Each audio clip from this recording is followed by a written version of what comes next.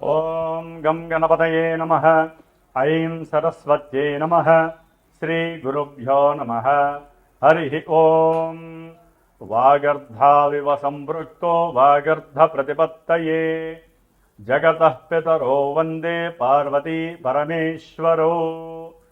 ఓం జ్ఞానానందమయం దేవం నిర్మలస్ఫటికాకృతిం ఆధారం సర్వవిద్యానాం శ్రీహయగ్రీవముపాస్మహే. ఓం ఆదిత్యాయ చ సోమాయ మంగళాయ బుధాయ చ గురుశుక్రశనేభ్యశ్చ రాహవే కేతవే నమో నమః. నవగ్రహ దేవతాయే నమః. వీక్షిస్తున్నటువంటి ప్రేక్షకులందరికీ కూడా శ్రీ పరాభవనామ సంవత్సర శుభాకాంక్షలు. ఈ అంతరిక్ష జ్ఞానాన్ని ప్రసాదించినటువంటి మా యొక్క గురుదేవతలకి అట్లాగే పార్వతీ పరమేశ్వరులకి కూడా నవగ్రహాలకి నమస్కరిస్తూ, మరి ఈ పరాభవనామ సంవత్సరంలో మానవాళందరికీ కూడా, జీవరాశులందరికీ కూడా ప్రకృతి ద్వారా ఎన్నో విశేషమైనటువంటి శుభాలు జరగాలని, ఆయుర్వృద్ధి, ఆరోగ్యము, ఐశ్వర్యవృద్ధి జరగాలని, అనుకున్న ప్రతి కార్యక్రమం కూడా మానవాళికి శుభప్రదం కావాలని, అట్లాగే ఈ పరాభవనామ సంవత్సరంలో మరి నవనాయకుల్లో చూసినట్లయితే మనకి రాజుగారిగా గురుడు ఉండటం, ఆ గురుడికి రాజు పదవి లభించటం, అట్లాగే కుజుడికి మంత్రి పదవి, సేనాధిపతిగా చంద్రుడికి, అట్లాగే మేఘాధిపతి అర్ఘాధిపతిగా కూడా చంద్రుడికి 3 పోర్ట్ఫోలియోస్, అట్లాగే శుక్రుడికి 1 పోర్ట్ఫోలియో, బుధుడికి 1 పోర్ట్ఫోలియో లభించినాయి. శని భగవానుడికి మాత్రము ఎటువంటి అధికారము లభించలేదు. ఏది చూసినా కూడా నవనాయకుల్లో విశేషముగా ఎక్కువ మందికి శుభగ్రహాలకి ఆధిపత్యం లభించడం వలన శుభాలే కలగడానికి అవకాశం ఉంది. అట్లాగే వర్షలగ్న కుండలి ప్రకారము మీనలగ్నమైంది, జగర్లగ్న కుండలి ప్రకారము మిథున లగ్నమైంది. కాబట్టి ఈ అధిపతులు పరంగా చూస్తే కనుక బుధగురుడు. కాబట్టి ఎవరైనా సరే మన యొక్క ప్రపంచంలో మన దేశాలని, రాష్ట్రాలని పరిపాలించేటటువంటి నాయకులందరూ కూడా అఖండమైనటువంటి జ్ఞానశక్తిని పెంచుకొని, బుద్ధిని, వాక్కుని జాగ్రత్తగా సంభాషణ చాతుర్యంతో మాట్లాడుకొని, ఎటువంటి యుద్ధాలు, భయాలు కూడా దేశంలో ఉన్నటువంటి, ప్రపంచంలో ఉన్నటువంటి జీవరాశులకి కానీ, మానవాళికి కానీ ఎటువంటి అవరోధాలు, ఆటంకాలు కలగకూడదని మనందరం కూడా ఆ సుబ్రహ్మణ్యేశ్వరుణ్ణి ప్రార్థించిస్తూ, ఈ ఉగాది పర్యంతము కూడా దాదాపుగా జూలై ఎండింగ్ వరకు కూడా కాలమాన చక్రంలో సింహరాశిలో ఉన్నటువంటి కేతువు, కుంభరాశిలో ఉన్నటువంటి మరి రాహుగ్రహాల మధ్య గ్రహాలన్నీ కూడా కాలసర్పయోగ దోషాన్ని విలోమ పరంగా అనుభవిస్తున్నాయి. కాబట్టి ఈ మధ్యలో ఎన్నో రకాలైనటువంటి ఇబ్బందులు, ముఖ్యంగా ఉగాది తర్వాత మరి ఏప్రిల్ నెల మొత్తము కూడా మే 10వ తేదీ వరకు మరి రాశిచక్రంలో మీనరాశిలో కుజశనులు కలిసి ఉండటము అనేక రకాలైనటువంటి భయాందోళనలు, ప్రమాదాలు, అట్లాగే జల సునామీలు, యుద్ధ భయాలు కూడా ఆవరించి ఉంటాయి. కాబట్టి హనుమంతుడు వారి యొక్క అనుగ్రహము మనందరికీ కలగాలని అందరూ కూడా ఆ 45 రోజులు కూడా ఎట్టి పరిస్థితుల్లో శ్రీరామ రక్షా స్తోత్రాన్ని, శ్రీరామ మంత్ర జపాన్ని, అలాగే హనుమాన్ చాలీసా పారాయణ ఎంతవరకు ఎక్కువగా అవకాశం తీసుకుంటే రోజు మొత్తంలో 5 సార్లు, 11 సార్లు, ఒక్కసారైనా సరే అందరూ కూడా మన యొక్క సనాతన ధర్మాన్ని ఆచరించే హిందుత్వం ఉన్నటువంటి వారందరూ కూడా తప్పకుండా జపించండి. సమస్త మానవాళికి, జీవరాశులకి, ప్రకృతికి ఎటువంటి విరోధాలు కలగకుండా రాజులందరూ కూడా సుభిక్షంగా ఆలోచిస్తూ మనందరినీ కూడా కాపాడే శక్తిని హనుమంతుల వారు ప్రసాదిస్తారు. ముఖ్యంగా మనకి ఈ యొక్క యుగాది పరాభవనామ సంవత్సరం నుంచి కూడా వచ్చే సంవత్సరం వరకు ఎటువంటి గ్రహణాలు లేవు. కాబట్టి ముఖ్యంగా అధిక జ్యేష్ఠమాసము జూన్ 1వ తేదీ నుండి కూడా జూలై వరకు ఉంటుంది. జూన్ 1వ తేదీన 2వ తేదీన మనకి యమునా నది పుష్కరాలు ప్రారంభమవుతున్నాయి అధిక జ్యేష్ఠ మాసంలోనే. అట్లాగే జూలై మాసంలో కూడా మనకి 15వ తేదీ వరకు కూడా నిజ జ్యేష్ఠ మాసంలో విశేషమైనటువంటి వివాహ శుభముహూర్తాలు, గృహప్రవేశాలు ఉంటాయి. జూలై 15 నుంచి కూడా మరి గురుమూఢమి, అలాగే అక్టోబర్ 19 నుంచి కూడా ఒక నెల మాసము శుక్రమూఢమి కూడా కలుగుతున్నాయి యుగాది సందర్భంగా, యుగాది సంవత్సరంలో. కాబట్టి ఏదైనా సరే శుభకార్యాలు చక్కగా ఈ గురుమూఢమి శుక్రమూఢమి లేకుండా మంచి సమయాల్లో అనుభవిస్తే చాలా మంచిది. ముఖ్యంగా ఈ యుగాది నామ సంవత్సరంలో మేషాదిగా మీనరాశి పర్యంతం వారికి, అశ్విన్యాది రేవతి నక్షత్రం వారికి కూడా రాశుల ప్రకారం ఎవరి రాశి ప్రకారము ఏ గ్రహాలు, ముఖ్యంగా మేషరాశి నుంచి మిథున రాశిలో ఉన్నటువంటి గురువు జూన్ 1వ తేదీ వరకు ఆయన అక్కడే సంచరిస్తూ, జూన్ 2వ తేదీ నుండి కూడా అక్టోబర్ 31వ తేదీ వరకు కూడా ఉచ్చస్థిత రాశి అయినటువంటి కర్కాటక రాశి మిత్ర రాశిలోనూ ఉంటూ, అట్లాగే ఆయన 5వ రాశి అయినటువంటి సింహరాశిలో నవంబర్ 1వ తేదీ నుండి జనవరి 25 వరకు కూడా రుజుమార్గంలో ఉండి, జనవరి 25 నుంచి జూన్ 15, 16 వరకు కూడా మరి మళ్ళీ వక్రించి కర్కాటక రాశిలో సంచారం చేస్తూ ఉంటారు. కాబట్టి గురువు యొక్క అతిచార సంచార ప్రభావం వలన ఎన్నో రాశుల వారికి 3 విధాలైనటువంటి ప్రభావాలు, మంచి చెడులు జరగడానికి అవకాశం ఉంటుంది.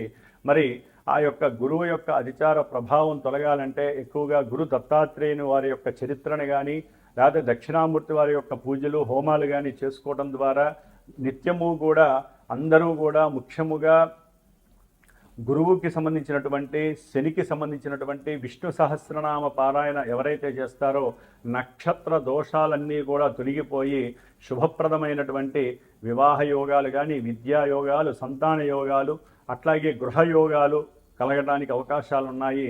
ముఖ్యంగా మరి ఈ యుగాది పరాభవనామ సంవత్సరంలో ద్వాదశ రాశుల వారికి ఏ రాశుల వారికి ఏ విధంగా ఉంటుందో తెలుసుకునే ముందు మరి ఒక్కసారి గురువు యొక్క నామస్మరణం.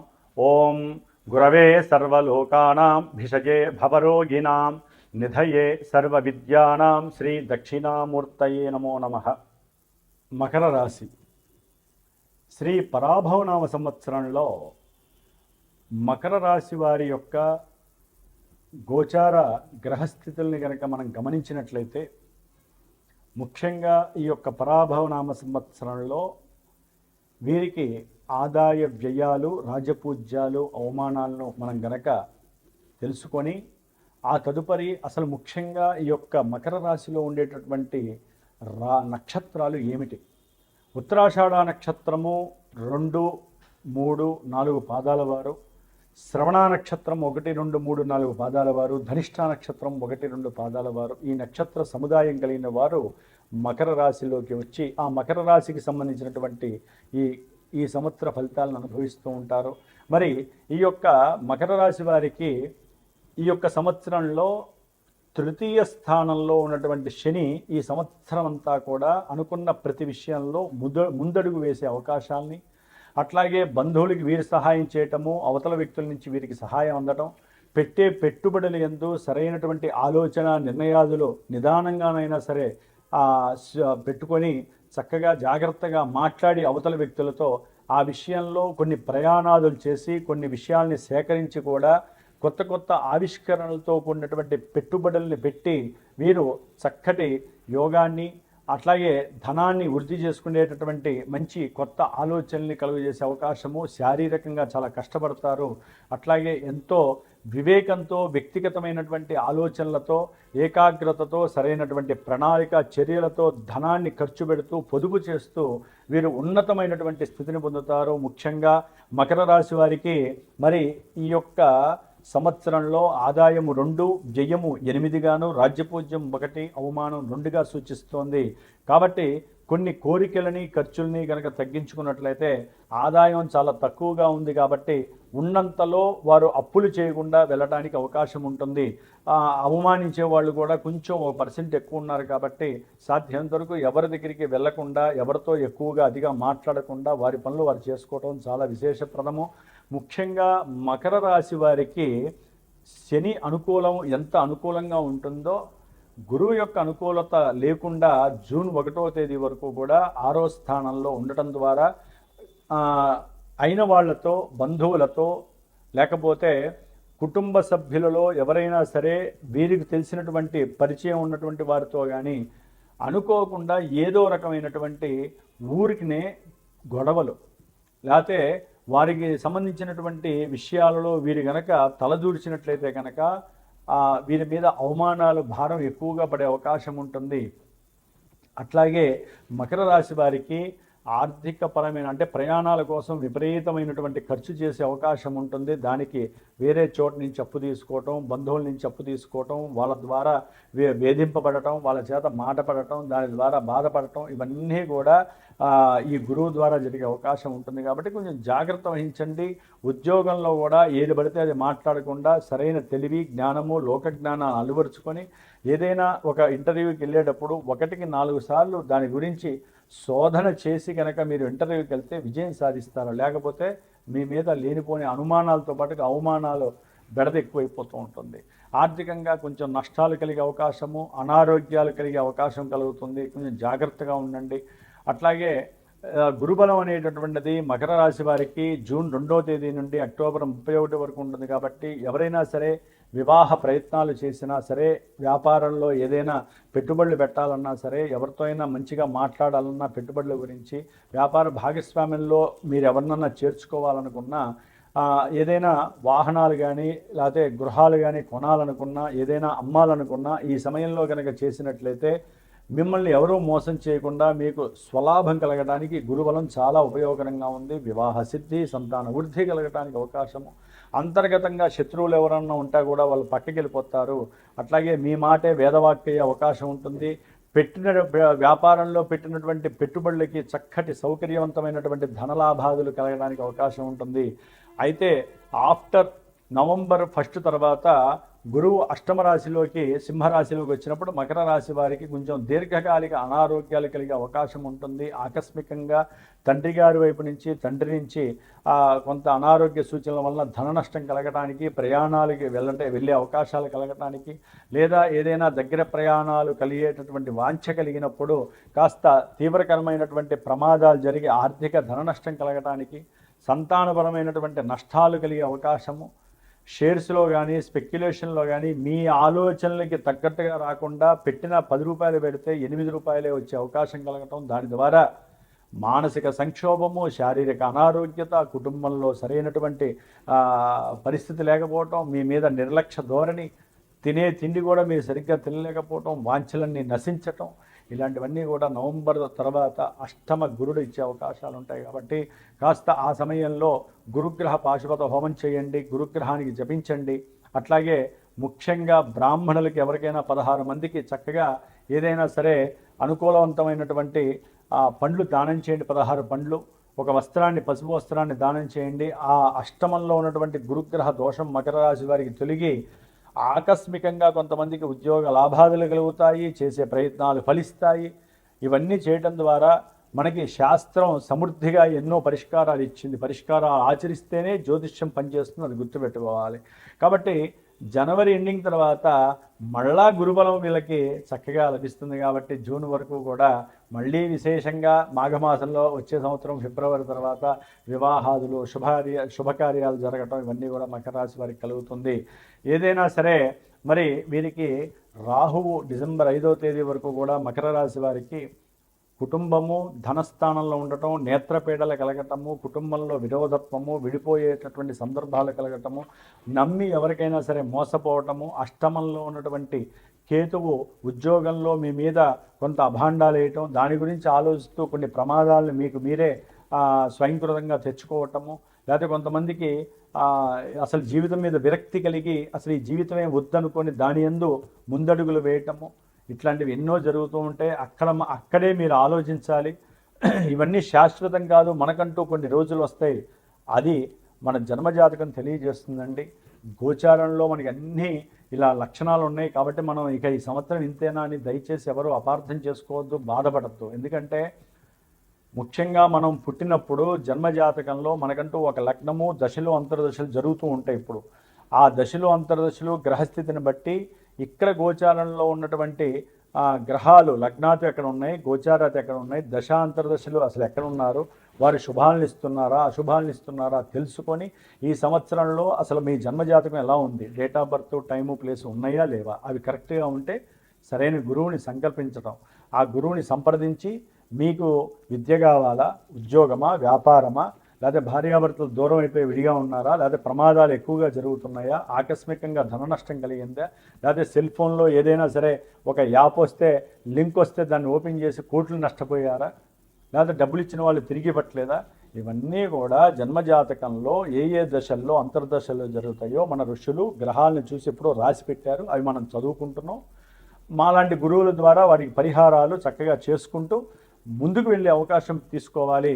ఎందుకంటే మకర రాశి వారికి కాస్త ఆగమ్య గోచరమైనటువంటి పరిస్థితే కనిపిస్తోంది. గురుబలం కొంత ఇబ్బందికరంగా ఎక్కువగా ఉంటుంది. కాబట్టి మీరు ఈ సంవత్సరం అంతా కూడా ముఖ్యంగా మకర రాశి వారికి డిసెంబర్ 5 తర్వాత జన్మరాశిలోకి రాహు వస్తున్నాడు, సప్తమంలో కేతు వస్తున్నాడు. భార్యాభర్తల మధ్య లేనిపోని అగాధాలు కలుగుతాయి. తల్లి యొక్క ఆరోగ్యం క్షీణిస్తుంది. చేసే వ్యాపారంలో భాగస్వాముల మధ్య సౌకర్యవంతమైనటువంటి దిశాంతరదశలు పోతాయి, దిశాదశలు పోతాయి. సరైనటువంటి నిర్ణయాలు తీసుకోలేరు. ఉద్యోగంలో వెసులుబాట్లు పోతాయి. ఉద్యోగంలో కొంతమందికి తొలగిపోయే ప్రమాదం ఉంటుంది. కొంతమందికి ఏదైనా కేతు అంతర్దశలో నడిస్తే ఏదైనా విదేశాల నుంచి మన యొక్క దేశానికి వచ్చేసే పరిస్థితులు కలుగుతాయి. ఇట్లా ఎన్నో వైవిధ్యకరమైనటువంటి సంఘటనలన్నీ కూడా మన యొక్క జన్మజాతకాల్లో నిక్షిప్తమై చేసి నిధిగా మనకు అందించారు మన యొక్క ఋషులు యోగులు కూడా.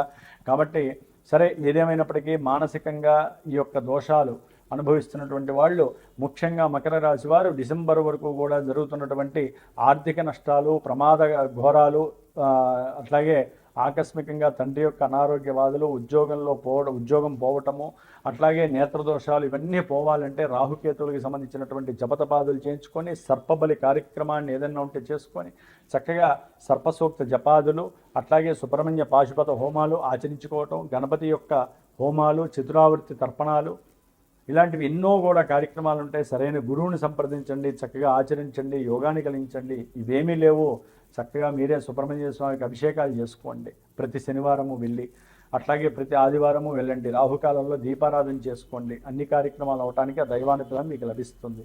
కాబట్టి ఏదేమైనప్పటికీ కూడా ఈ డిసెంబర్ తర్వాత కూడా వీరికి రాహుకేతువుల యొక్క బలం చాలా ఘోరంగా ఉంది. కాబట్టి వీరు సుబ్రహ్మణ్య ఆరాధన ఈ సంవత్సరం అంతా చేసుకోండి. అట్లాగే గురువు యొక్క పాశుపత హోమాన్ని ఆచరించండి.